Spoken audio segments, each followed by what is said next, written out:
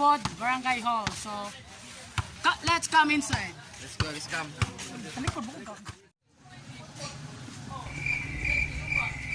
So, Tubod Water Resort is open in weekends from 8 a.m. to 6 p.m. and in the weekdays are 8 p.m. to 8 p.m. Here in Bird Sanctuary. And so let's come outside to see what they got. They have an Aligo bird. So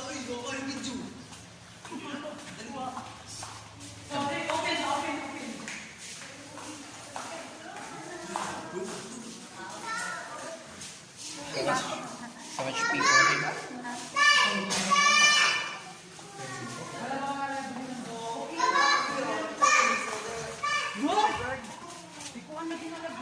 So there's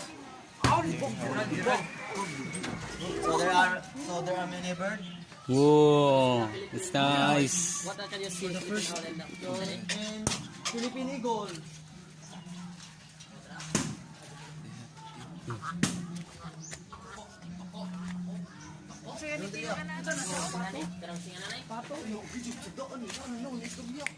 so there are the example of their As you can birds. see, there are many birds indeed in here around the birds and quarry at. She's looking at her face, guys. She's making a selfie.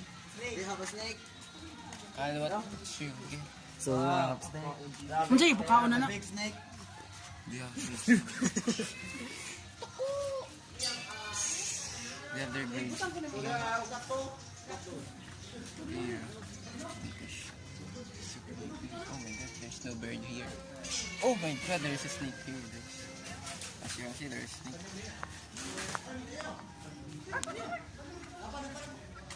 And they have their parrot. No, this is not parrot. Kakato. Oh, what the heck? We have a nice bird here. this is a nice. So there are many. You can enjoy this place. You can enjoy watching their birds So, here. They have so many. Actually, this was an export bird. So, this came from the somewhere in the jungle of another nation. So now let's go. There, this is the brahmikite or banog. It's like a kind of eagle, but no. And this is the Philippine serpent eagle. It's a really big eagle. Now we're going to have fun. So Sir William. So William, Going right though. we're going on a trip in a favorite rocket ship. Little lights. Now, Now there are back to our topic. There are beautiful bird. So This bird is Like a really chicken, we have a this tapay. is very rare. What? They have also big beaks like that. It's very unusual. And also they have sawa or python snake like this. They have small snake and also a big snake.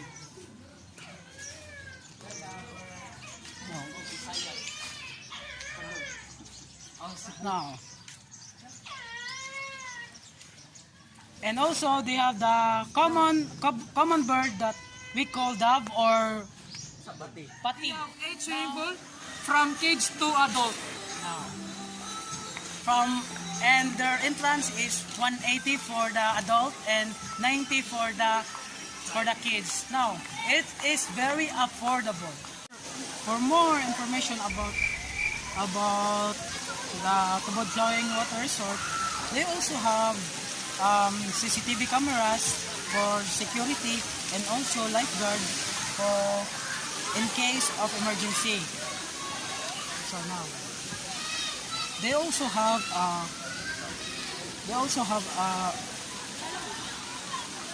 sliding for those people who want to swim or bath in the hot water. Try it on. So look. Yeah, so warm. Now, they also have different kind of showers and different styles. They also have uh, they also have a background for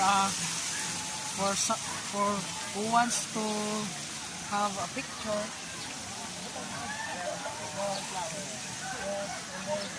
And then they also have plaza and also different kind of views, like the trees is very tall and short, and they are nearby in a mountain. And this is also a cottage which is very expensive for VIPs and something like parties, debut, and for more celebration that being enjoy. And this is for they have like flowers that have many colors, and then they have also a chilling station which you can take a rest, take a nap, or enjoy the view like a pro. And also they have many kind of statue that being designed. Tubod Flowing Water Resort is very nice and clean. However, there is something that can make you disappoint, and that is the longest slide, because they didn't open it because of the danger that because of the accident happened last year ago. And then if you are out of snack, what will happen to you? You will be hungry. And guess what? They have canteen. If you want an information of their resort, here you can see their information. You may ask them and where do you find their hall or their grinding area, or maybe the playground in here or the basketball court. Yes, and also they have a grilling station. Here you may see the grilling station. You may see the fire. It's not bad. No grind inside. They also have small cottage, which is good for individual peoples like 1 to 3. Now we are going for their comfort room, CR for male and female, and then check it out and rate it. This is for female. This is for female CR, which is we cannot allow to proceed because it is very restricted. And this is for male. As what you can see, lots of water and it's clean. I rate it for 8 to 10. So now we rent a cottage, costs 500 pesos, and then we have we also have a discount, and we have a lot of snacks from food that can be eat easily, and also juice. It's not just for swimming, also it's for fishing. So fishing tilapia. But if you're going to catch a fish, you need to pay 240 pesos. Also, they have playground for kids. That is playground for kids. And now we're going for the underground. So this place was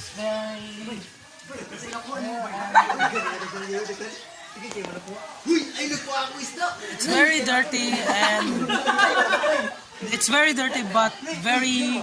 But there's fish living in here, guys. Yes. There's fish living here. You may see underwater. Let's see. Just kidding. Now we will guide you in their swimming pool, guys. Let's go. We're in the dirty side of no, but there's still fish that living in here, guys. So let's go. They're having fun with the statue.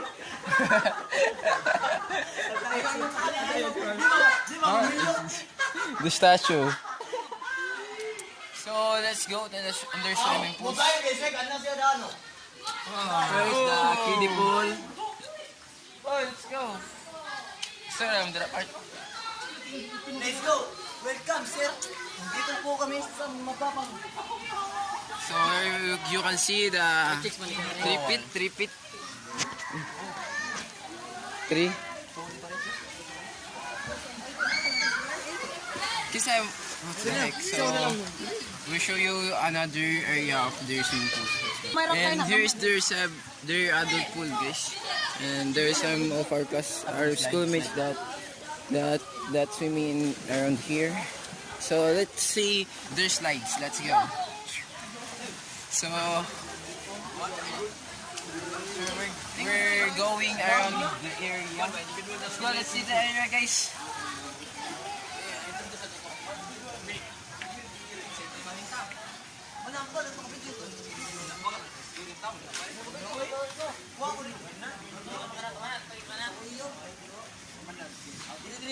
This is where their karaoke, guys. Their karaoke. So let's go here.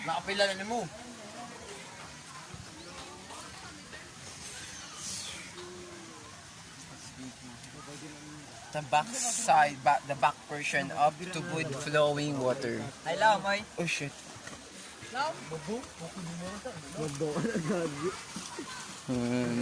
They have their own bikini. Oh, you see that. You may see all the children that playing backside of Tubod flowing waters resort. So let's go. We will show you the another area. Let's go. The heck.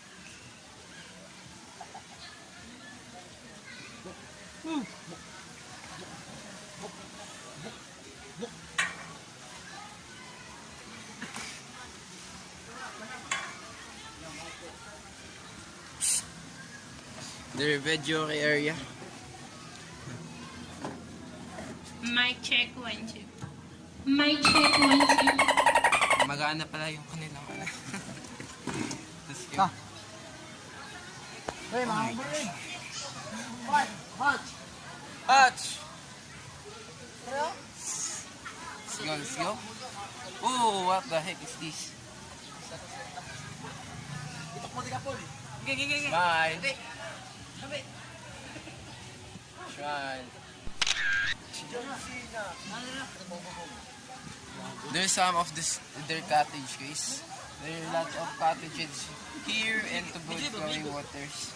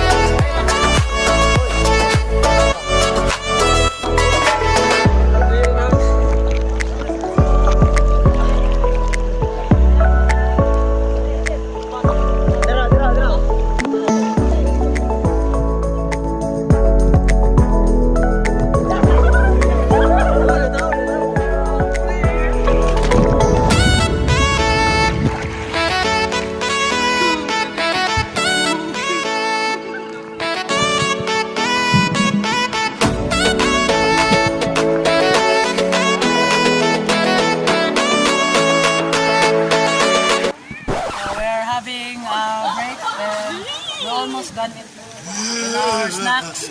Now we're going to enjoy again. Now. We're going to do our We introduce first the swimming pool here in Tubod Flowing Resort in Minglanilla. So this is the first swimming pool, and this is a 4 feet, and also we have for young and children. we have Other pool. a lot of people staring at me because I'm talking like shit now. Ay, sir. How na? So, we're going to another place. And it's called basketball court, which is a lot of entertainment will happen. If you're bored and wants another activities that can make you feel sweat and exercise your body, well, join here in a basketball court in Tubod Tubod Boating Flowing Resort. Sir William, so What's up, sir? What's up? so we really enjoy about the pool, and also we have a lot of fun. They have bird sanctuary, they have monkey, they also have something that can make you gloomy, and also Yes, sir. now And also, About- they have basketball court, and there are many statue. yeah, they have good services as you say, because they have snack bars, and also that can that can satisfy you, and also So, what are the impression you encountered during the swimming? So, the impression is the surroundings and their pool was very clean and but even though we enjoy it, we also have we also enjoy it, and but suddenly we encounter some lot of that can make us disappoint. So in the bottom of the in the side of the pool, we see that there are a lot of people who are washing their clothes and can make us disappointed. That is the word that we take a race, and then now we rate it to 4 to 5 because 4 out of 5. we enjoy it, a lot of fun, and also we have discounts. There are 8 poles. Yes, from 3 feet to 6 Five. feet. So back to you, Sir William.